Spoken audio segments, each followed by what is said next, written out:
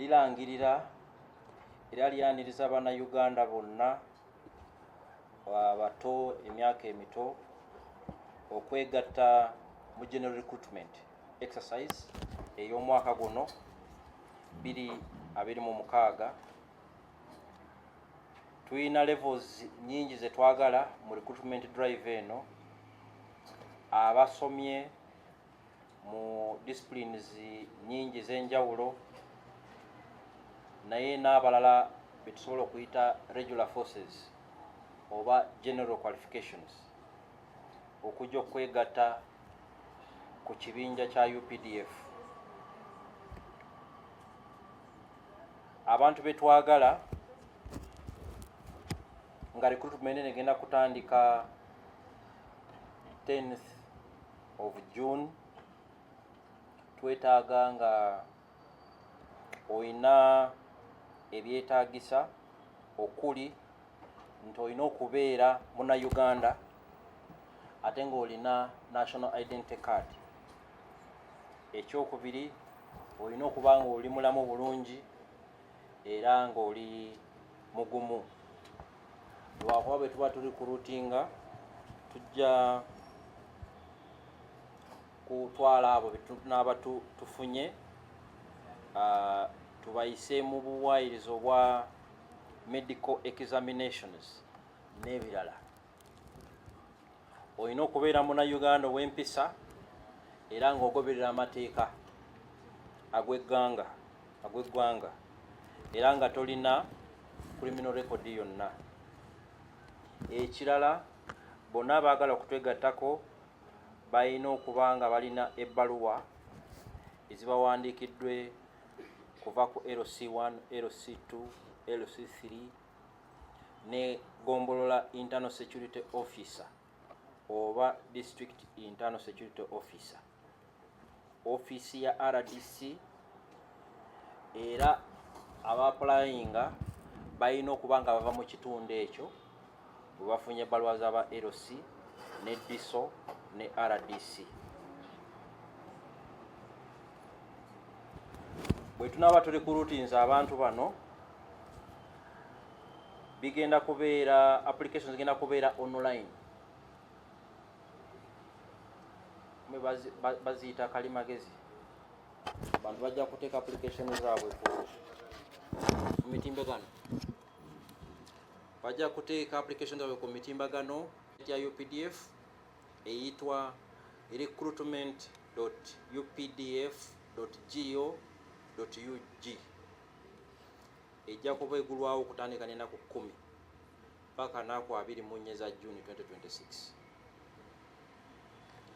Bwe tunaavaawo abanaabeera ba-applyinze era nga batadde ebyetaagisa byabwe bajja kubeera shortlisted era tuddemu tubawandiike ku mitimbagano eyo eya UPDF website ku disitulikiti zonna ne city halls notice boards kuva olusooka lwa July paka 14 July.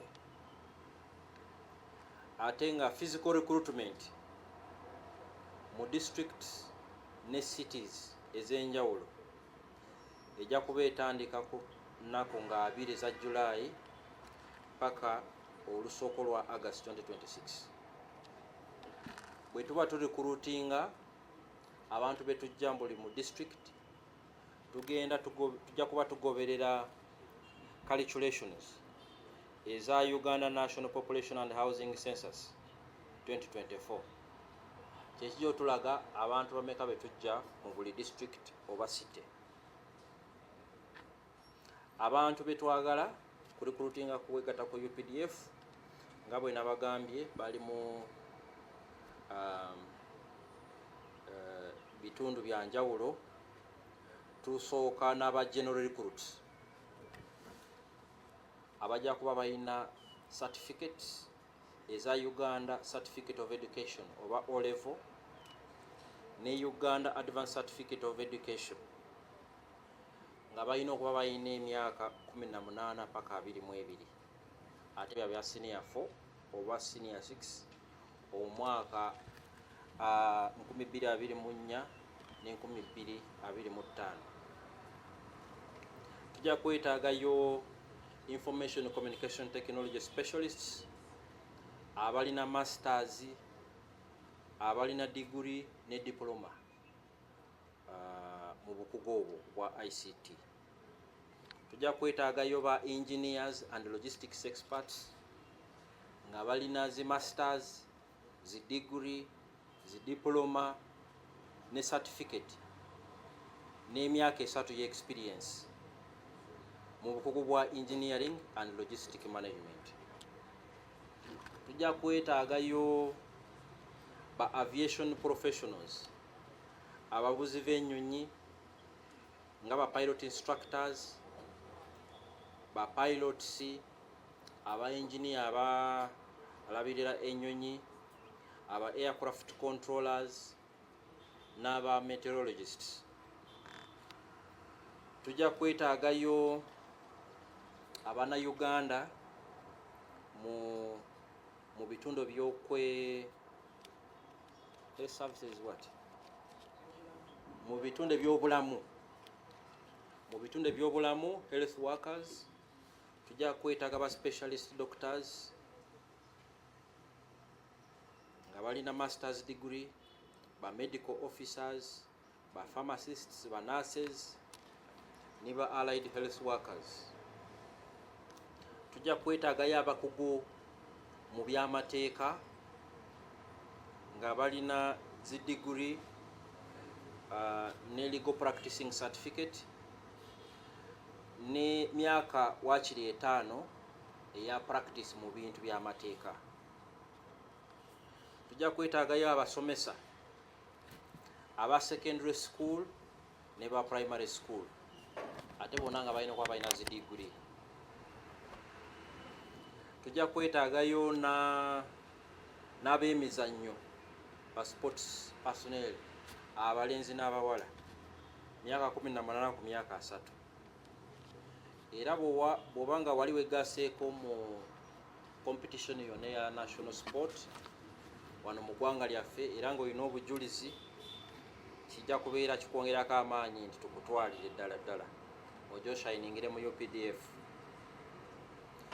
Tujja kwetaagayo ne ba social scientists